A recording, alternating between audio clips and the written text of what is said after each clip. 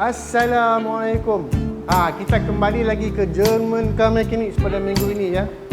Seperti biasa hari ini kita nak bagi tahu tips penjagaan kereta. Kita akan pergi jumpa dengan mekanik profesional kita untuk bertanyakan apakah tips pada hari ini. Tapi sebelum tu, jangan lupa subscribe channel kami dan juga bila dah tekan subscribe tu, tekan juga butang notifikasi atau loceng di bawah. Mari kita pergi tengok.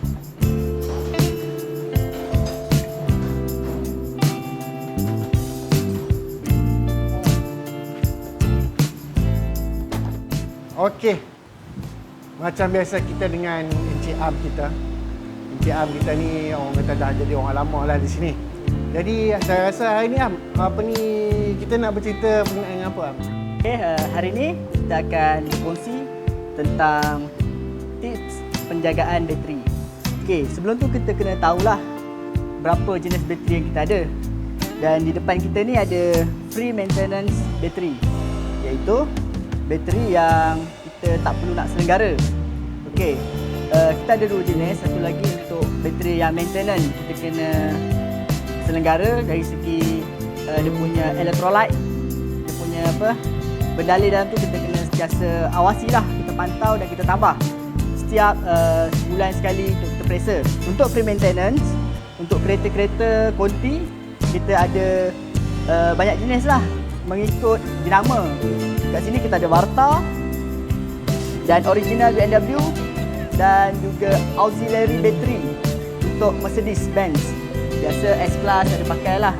Okey, untuk model macam kereta yang pakai konti, kita kena pastikan bateri yang digunakan bersesuaian. Kerana model-model Jerman, dia memerlukan bateri yang mempunyai label BRLA atau AGM. Ini penting lah yang guna push on button dengan eco mode tu. Okey. Lepas tu kita kena tahu macam mana kita nak tengok kondisi bateri kita, sama ada dia okey ataupun tak okey. Okey, pertama kita tengok waktu pagi kita start. Macam mana permulaan kita start tu? Smooth ataupun dia ada sedikit ambil masa? Berat kan? Jadi kita kena cepat-cepat bawa ke bengkel Menggunakan Mekanik untuk kita periksa. Okey, lagi satu, kita kena periksa juga terminal bateri. Sama ada pada terminal bateri yang dipasang ada mempunyai kotoran, sebab bateri yang di atas kereta dia akan berlaku oxidation atas terminal. Tambah tolak kita kena periksa. Dan kita kena periksa sama ada terminal ada longgar ataupun tidak. Okey, kemudian kita kena pastikan kita minimiskan penggunaan elektronik dalam kenderaan. Misal kata radio yang telah diubah suai dengan power amp dan sistem aksesori lain. Benda tu akan menyebabkan bateri kita terbeban dengan penggunaan aksesori yang banyak. Okey, lepas tu perjalanan. Pastikan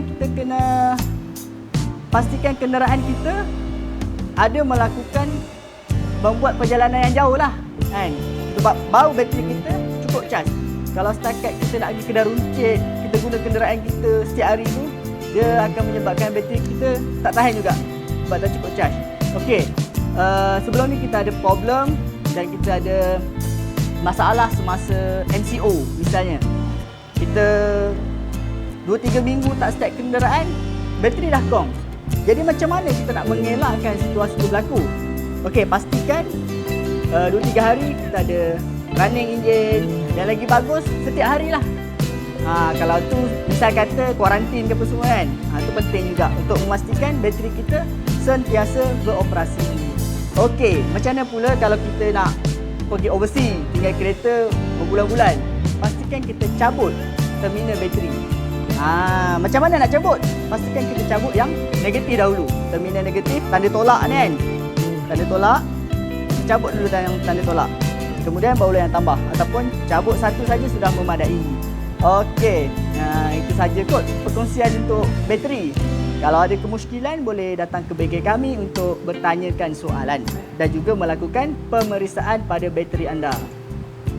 Okey, Encik Am, nak tanya sikit. Kalau bateri ni agak-agak berapa lama boleh tahan? Okey, biasanya supplier bateri dia akan bagi waranti 1 tahun. Sepanjang 1 tahun tu kalau ada apa-apa berlaku pada bateri, kita boleh return yang lama untuk diperiksa dan kita gantikan dengan yang baru. Ataupun kita akan periksa atau sama ada alternator rosak atau selainnya lah. Tapi untuk model-model BMW original bateri, kebanyakan supplier akan waranti lebih lama. Sebab kebanyakan bateri-bateri ni tahan sampai 7 tahun, 5 tahun. Itu untuk waranti bateri lah, berapa lama dia boleh tahan.